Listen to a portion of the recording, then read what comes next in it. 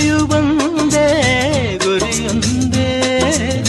ನಿನ್ನ ಚೆಲುವಿಂದ ನಿನ್ನ ಒಲವಿಂದ ನನ್ನಲ್ಲಿ ತಂದೆ ಆನಂದ.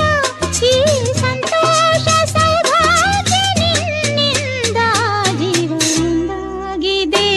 ಭಾವಜೇನಾಗಿದೆ ಬಾಳು ಹಾಡಾಗಿದೆ ನಿನ್ನ ಸೇರಿ